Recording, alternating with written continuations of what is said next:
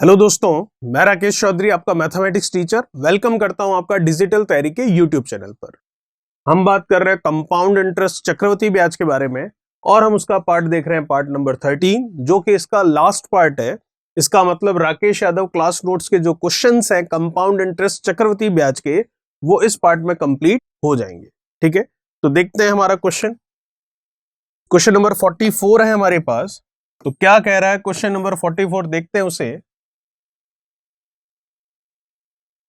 44 आपको क्या कह रहा है? प्रिंसिपल आपको पूछ रहा है, रेट ऑफ इंटरेस्ट आपको 4% दे रखी है, टाइम आपको दे रखा है 1 साल 6 महीने। पता है आपको क्या करना है, 6 महीनों का साल में चेंज करना है, 1/2 साल हो जाएगा। फिर आपको सीआई, और ये सीआई ही लिखा हुआ है, सीआई और सीआई, तो सीआई और सीआई का डिफरेंस दे रखा है 204। तो ये कैसे पॉसिबल हुआ कि चक्रवृद्धि ब्याज और चक्रवृद्धि ब्याज का अंतर 204 रुपए, वो तो जीरो हो जाना चाहिए, लेकिन अलग अलग तरीके से है। एक बार सीआई लिया हाफ ईयरली, आधे आधे साल से, 6 महीने से, और एक बार सीआई लिया एनुअली, मतलब 1 साल से। तो उसका अंतर 204 रुपए आया है। तो हमें बताना है ये, अच्छा ये तो लिखा हुआ ही है, बताना हमें क्या है, प्रिंसिपल लिख, मतलब मूलधन, and CI is calculated half yearly. चलिए ठीक है, तो आपको समझ आया होगा। क्वेश्चन फिर से बता देता हूं। रेट ऑफ इंटरेस्ट 4% हो गई, टाइम 1 साल 6 महीने का हो गया। सीआई चक्रवृद्धि ब्याज लेना है, 2 तरीकों से लेना हमें, एक बार तो लेना हाफ ईयरली और एक बार लेना ईयरली। तो उनका डिफरेंस 204 रुपए है। तो प्रिंसिपल मूलधन बताना। आसान क्वेश्चन है, बस थोड़ा सा ध्यान देने वाली बात है, तो वो इधर देखिएगा क्या ध्यान देना हमें। सबसे पहले तो हम बात कर लेते हैं ईयरली, वार्षिक रूप से जो आप सीआई लेंगे उसके बारे में। रेट ऑफ इंटरेस्ट कितनी है आपकी? 4%। तो डेफिनेटली आपको पता है ये तो 1/25 हो गया, कोई दिक्कत ही नहीं है। ठीक है, समय कितना है? 1 साल 6 महीने। तो 1 साल का तो लेंगे आप, तो 25 पर 1 लेंगे, कितना हो जाएगा? 26। कोई दिक्कत नहीं है। फिर 6 महीने हैं, तो 6 महीनों का आपको जुगाड़ पता है, तरीका पता है। 6 महीने होते हैं तो उनको हम साल में बदलते हैं, तो साल कितना हो गया? 1/2। ठीक है, अब आपको ये पता है 1 साल के लिए 1/25 है, तो आधे साल के लिए अगर मैं बात करूं तो कितनी होगी? 1/2 से गुणा करके देख लेते हैं। तो 1/2 से गुणा करते हैं, तो 1/2 से इसका मल्टीप्लीकेशन किया हमने, 1/25 इंटू 1/2 कितना हो गया? 1/50। ठीक है यहां तक। तो 50 पर 1 लेगा तो कितना हो जाएगा ये? 50 पर 1 मतलब 51। ठीक है यहां तक।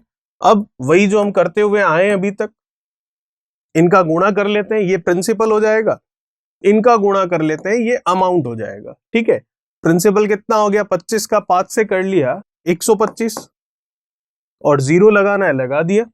26 का 51 से करना है कर लेते हैं, 6 का 1 से किया 6, 1 का 2 से 2, 6 का 5 से 30, और 2 कितना? 32। फिर 3, 5 का 2 से 10, और 3 कितना? 13। 1326 आ गया हमारा अमाउंट। अब आप समझ सकते हैं सिंपल सा कि यहां का जो अंतर होता है वही अंतर हमारा क्या होता है? सीआई होता है, चक्रवृद्धि ब्याज की इकाई होती है। तो अंतर कितना है देख लेते हैं। ये 1250 है, ये 1326 है, तो 50 और 26 76 का हमारा अंतर है। तो 76 जो है वो हमारी चक्रवृद्धि ब्याज की इकाई है जब हम ब्याज लेते हैं ईयरली, मतलब वार्षिक रूप से। ठीक है, चलिए अब बात करनी है हमें अर्धवार्षिक रूप से भी, तो उसके बारे में भी बात कर लेते हैं। तो देखते हैं अर्धवार्षिक रूप से लेंगे तो क्या होगा। यहां बात कर लेते हैं हाफ ईयरली। अगर हम ब्याज लें अर्धवार्षिक रूप से तो जैसा कि आपको पता है अर्धवार्षिक रूप से लेना मतलब 6 महीने से ब्याज लेना है, 1 साल 6 महीने तक ब्याज लेना है। तो जरा सोचकर देखिए, 6 महीनों से आप ब्याज लोगे, 1 साल 6 महीने तक ब्याज लोगे, 3 बार ब्याज लोगे आप। चलिए, रेट ऑफ इंटरेस्ट कितनी है? 4% है, तो 4% का अगर मैं देखूं तो कितना होता है? ये 1/25 होता है। लेकिन जैसा कि हमें पता है हमें अर्धवार्षिक रूप से ब्याज लेना है, तो ब्याज की दर 4% की जगह कितनी हो जाएगी? 2%, क्योंकि डिवाइडेड बाई 2 कर देंगे हम इसको। तो डिवाइडेड बाई 2 कर दिया तो ये हो गई आपके कितनी? 2%। बिना लिखे भी हम समझ सकते थे इन चीजों को, जिसका मतलब हो गया 1/50। कोई दिक्कत वाली बात नहीं है। तो 6 महीने से मतलब हाफ ईयरली आपको इंटरेस्ट लेना है, 1 साल 6 महीने तक लेना है तो 1 साल 6 महीने तक 6 महीने से 3 बार ब्याज लोगे, और ब्याज की दर 2% इसलिए हुई क्योंकि 1 साल की 4% है तो 6 महीने की 2% होगी। अब हम देखें 50 पर कितना होगा, 1 होगा, तो 50 पर 1 होगा तो हम लिख के देख सकते हैं 50 पर 1 मतलब 51, 50 पर 1 मतलब 51, फिर से 50 पर 1 तो मतलब 51। कोई दिक्कत वाली बात नहीं है। अब इनका गुणा करना है, जैसा कि आपको पता है, तो आप ये अगर मल्टीप्लीकेशन करोगे तो ये इसका प्रिंसिपल होगा डेफिनेटली, और अगर ये आप मल्टीप्लीकेशन करोगे तो ये इसका अमाउंट होगा डेफिनेटली। 1.5 साल का अर्धवार्षिक रूप से हाफ ईयरली, तो इनका मल्टीप्लीकेशन कर लेते हैं। तो 5 का क्यूब है एक तरह से, तो 1250 हो गया, सॉरी 125 हो गया, और 0 कितने लगाने हैं, 3, तो ये लीजिए लगा दिए, कोई दिक्कत नहीं है।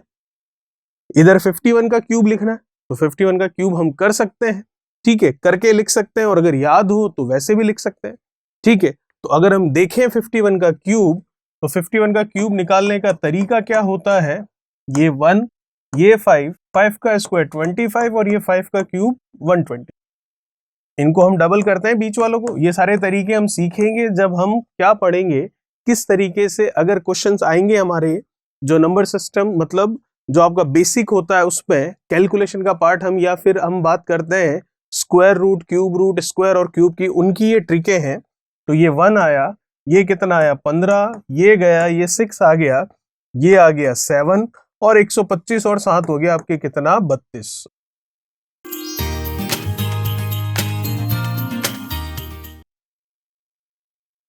132, तो इसका मतलब कितना आ गया 132651, 132651, और याद है तो आप डायरेक्टली भी लिख सकते हैं। चलिए आ जाते हैं वापस हमारे क्वेश्चन पर। अब आप देख सकते हैं हाफ ईयरली पूरा सिस्टम आपके सामने, ईयरली पूरा सिस्टम आपके सामने है। अब आपको ईयरली की जो सीआई है और हाफ ईयरली की जो सीआई है, हाफ ईयरली की सीआई कितनी है उसको भी चेक करना पड़ेगा, तो जो डिफरेंस होगा वही होगी। तो डिफरेंस कितना देख पा रहे हैं आप, ये कितना है, ये है आपके सामने 1,25,000, वो कितना है, वो है आपके सामने 1,32,651। तो आप क्या करोगे, दोनों का अंतर ही देखोगे। चलिए देख लेते हैं, 1,25,000 है, 1,32,651 है, तो ये हो गया कितना ज्यादा, 25 और ये 32 कितना 7, 7,651 ज्यादा है।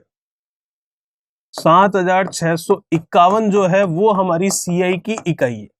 तो ये भी सीआई की इकाई आ गई, ये भी सीआई की इकाई आ गई, लेकिन ये सीआई की इकाई आई है अर्धवार्षिक के तौर पर, और ये सीआई की इकाई आई है वार्षिक के तौर पर। तो क्या 7,651 और 76 का अंतर जो है वो 204 रुपए के बराबर है क्या? नहीं।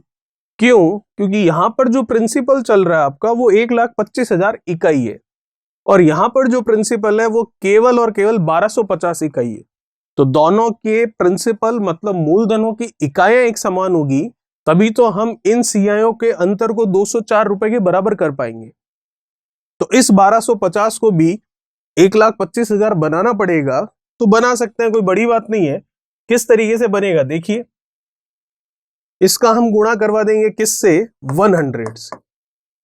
तो ये हो गया आपके 1,25,000, इसका 100 से मल्टीप्लीकेशन हुआ है तो इसका भी होगा, ठीक है, इसका भी 100 से मल्टीप्लीकेशन हो गया, तो ये कितना हो गया 132600।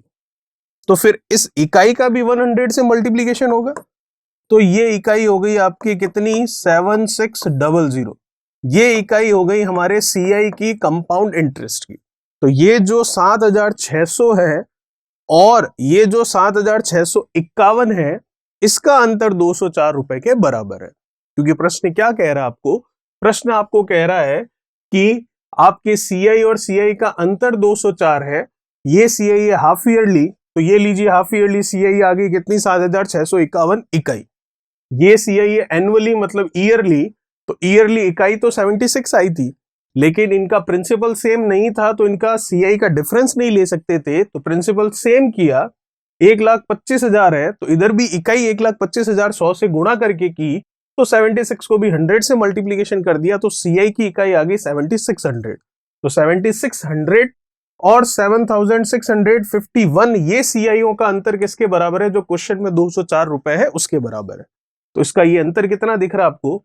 ये 7600 है, ये 7651 है, तो अंतर कितना है? 51 का।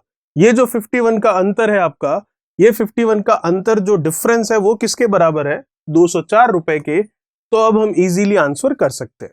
तो 51 का अंतर है 204 रुपए के, तो एक इकाई का मान होगा 204/51।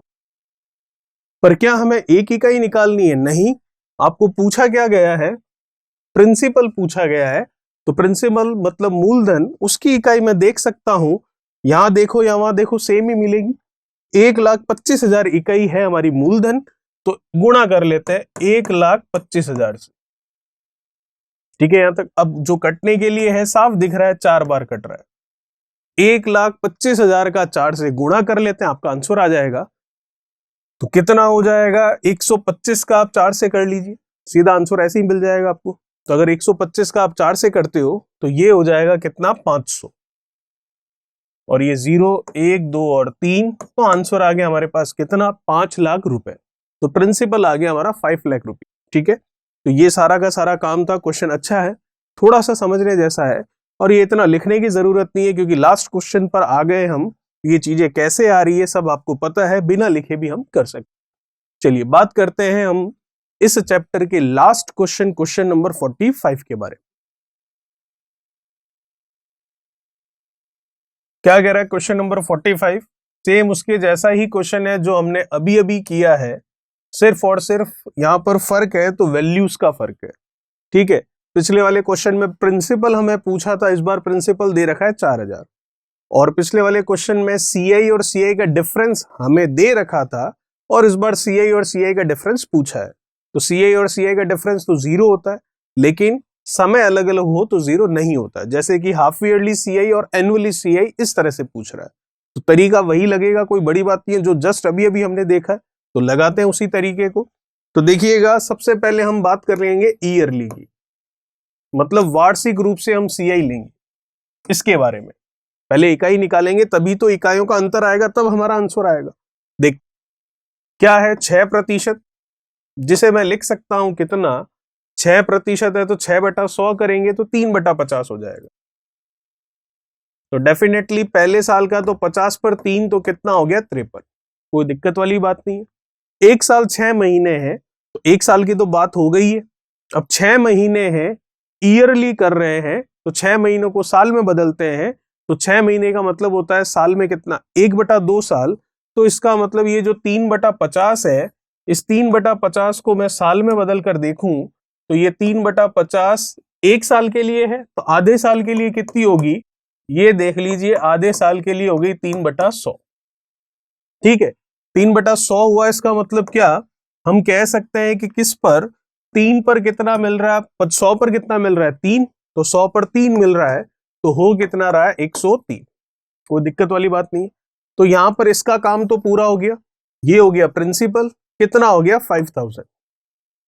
इसको मैं गुणा कर लूंगा तो ये क्या हो जाएगा? हमारा अमाउंट। तो गुणा करके देख लेते हैं।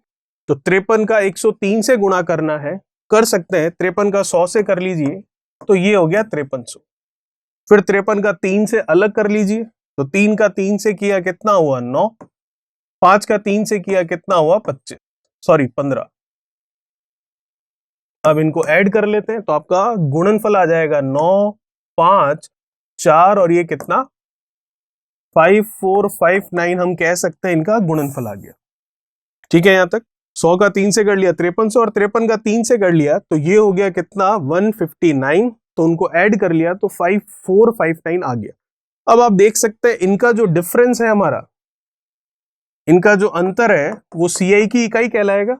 अंतर कितना है देख लीजिए, ये 5000 है, ये 5459 है, तो अंतर है 459 का 459 यूनिट। तो CI की यूनिट एक बार के लिए आ गई मेरे पास कितनी? 459। ठीक है, चलिए ये तो हमारा ईयरली काम हो गया। अब बात कर लेते हैं हाफ ईयरली की। तो हाफ ईयरली देखें तो क्या सिस्टम होगा? तरीका वही है जो अभी अभी समझा था हमने। ठीक है, क्योंकि क्वेश्चन का पैटर्न भी वही है। हाफ ईयरली है मतलब 6-6 महीने से है, तो 6-6 महीने से है। 1 साल 6 महीने है, छह महीने से ब्याज लेना है, 1 साल 6 महीने तक ब्याज लेना है, 3 बार ब्याज लोगे आप। चलिए, रेट ऑफ इंटरेस्ट कितनी है? 6%। आधा करोगे ही उसको तो 3% होगा ही, और फ्रैक्शन में तो 3/100 होगा ही होगा, कोई दिक्कत नहीं है। 100 पर 3 लेना है, 103 हो गया। 100 पर 3 लेना है तो 103 हो गया। 100 पर 3 लेना है तो 103 हो गया। ये क्या कहलाएगा? आपका प्रिंसिपल, और ये क्या कहलाएगा? आपका अमाउंट, मतलब मिश्र धन। ये तो गुणा करना क्या हो चुका है, 1 2 3 4 5 6, 6 जीरो आगे। इसका आप गुणा कर लेते हैं। अब इसका आपको गुणा करना तो 103 का क्यूब अगर याद हो तो सीधा वो कर सकते हैं, नहीं तो क्यूब लगाने की जो ट्रिक होती है उससे आप कर सकते हैं, जो कि फाइनली आपको दे देगा 1092727। ठीक है यहां तक? चलिए, अब देखिएगा, ये प्रिंसिपल आ गया, ये अमाउंट आ गया, इनका डिफरेंस जो होता है वही हमारा क्या कहलाता है? सीआई कहलाता है। तो इनका डिफरेंस कितना है आप देख सकते हैं। ये कितना दिख रहा है आपको? 2 4 और 6 है, ठीक है। और उधर भी कितना है? चलिए, तो अगर इसको मैं देखूं तो ये कितना दिख रहा है आपको? 10 लाख दिख रहा है। और वो कितना दिख रहा है? 10 लाख कितना? 92,727। ठीक है, तो कितना ज्यादा है? वो ज्यादा है आपके सीआई की इकाई हो गई हमारी यहां से 92727, 92727, कोई दिक्कत नहीं। तो अब जो आपको सीआई की वैल्यू पूछी है हाफ ईयरली और एनुअली के डिफरेंस की, अंतर की, वो निकालनी है, तो वो हम निकाल सकते हैं। देखिए किस तरीके से निकलेगी। दे क्या रखा आपको? 4000, जो कि क्या है? प्रिंसिपल है। तो जो दिया है वो तो आ जाएगा ऊपर, उसकी इकाई तो नीचे लिखी जाएगी, लेकिन प्रिंसिपल तो यहां पर 10 लाख दिख रहा है और यहां पर तो 5000 ही दिख रहा है। तो कौन सा प्रिंसिपल? तो प्रिंसिपल तो हमें पता है सेम करना पड़ेगा इकाई में, तो करते हैं सेम। कैसे होगा? इसी को करना पड़ेगा। ये कितना आपके पास? 10 लाख है, ये 5000 है, तो इसका गुणा किससे कर ले हम? 200 से। करके देखते हैं आ जाएगा क्या। 200 से इसका मल्टीप्लीकेशन किया, 3 और 2 5 जीरो, और 5 का 2 से 10, तो ये आ गए आपके 6 जीरो। ठीक है, और इधर भी 6 जीरो है, मतलब 10 लाख है। चलिए, तो अब इधर 200 से गुणा किया है तो इसका भी 200 से ही गुणा करोगे, पर इसका 200 से गुणा करना मत, क्योंकि कोई मतलब नहीं है करने का, हमें तो ये वाली वैल्यू चाहिए। तो जब इसका 200 से इसका 200 से गुणा हुआ तो सीआई की जो इकाई है उसका भी 200 से गुणा होगा, तो इसका गुणा करने की जरूरत है नहीं, क्योंकि ये काम नहीं आने वाला है कहीं। सीआई की इकाई है हमारे पास, तो उसी का 200 से गुणा कर लेते हैं। तो करते हैं इसका, डबल जीरो तो आना ही है। 9 का 2 से 18, ये जीरो लगा दिए। 5 का 2 से 10 और 1 कितना? 11। 5 का 4 से कितना? 8 और 1 कितना? 9। तो ये हो गया 91800। ठीक है, ये इकाई हो गई सीआई की, कौन से केस में हुई है? वार्षिक वाले। ये इकाई हो गई सीआई की, कौन से केस में हुई है? हाफ ईयरली वाले। प्रिंसिपल दोनों जगह सेम हो चुका है। प्रिंसिपल की वैल्यू हमें रुपए में पता है 4000 है, और इकाई में कितनी दिख रही है आपको? 10 लाख। तो नीचे लिख लेते हैं 10 लाख, क्योंकि जो दिया है वो ऊपर आएगा और उसकी इकाई कहां लगाते हैं हम? नीचे। तो ये लगा दी नीचे। और मल्टीप्लीकेशन में हम क्या लगाते हैं? जो पूछा गया है, क्या पूछा गया आपको? सीआई हाफ ईयरली और सीआई एनुअली का डिफरेंस पूछा गया है। तो सीआई हाफ ईयरली में आ जाते हैं, कितनी दिख रही है? 92727, 92,727। सीआई ईयरली में आ जाते हैं, कितनी दिख रही है? 91,800। तो दोनों का डिफरेंस जो होगा वही हमें लेना है, तो ले लेते हैं डिफरेंस। इसमें से इसको माइनस करना है, तो कितना देगा ये? 7। फिर कितना देगा ये? 2। फिर ये कितना देगा? 7 है, ये 8 है, तो 17 में से 8 जाएगा, तो ये देगा 9। फिर ये कितना देगा?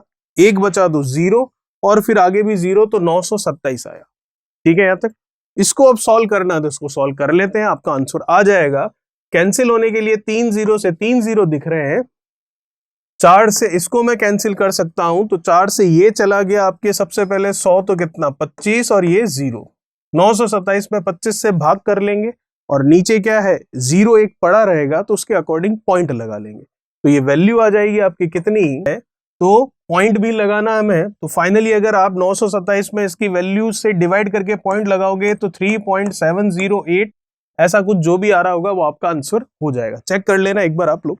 ठीक है, तो फाइनली हम आंसर कह सकते हैं 3.708 रुपीज जो है वो हमारा आंसर होगा। तो ये था हमारा last question, question number 45, compound interest चक्रवृद्धि ब्याज का। इसी के साथ हमारा चक्रवृद्धि ब्याज कंपाउंड इंटरेस्ट कंप्लीट होता है।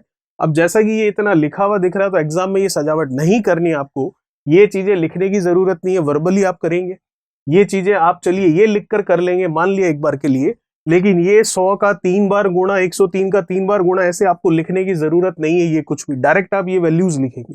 फिर इसका आप देखेंगे कितना गुणा करना है, तो गुणा करे बिना आप इसका गुणा नहीं करेंगे क्योंकि आपको पता है यही आने वाला है, क्योंकि यही तो मैच करवाना हमें। इसका गुणा किया, ये वैल्यू आई और ये वैल्यू आई, इसका डिफरेंस लिया और जो दे रखा है ऊपर उसकी इकाई नीचे और जो पूछा उसकी इकाई कहां लिखते हैं हम, गुणा में। ठीक है, तो ये क्वेश्चन 45 कंप्लीट करता है राकेश यादव क्लास नोट चक्रवृद्धि ब्याज के टॉपिक को। बात करेंगे नेक्स्ट वीडियो में नेक्स्ट चैप्टर की।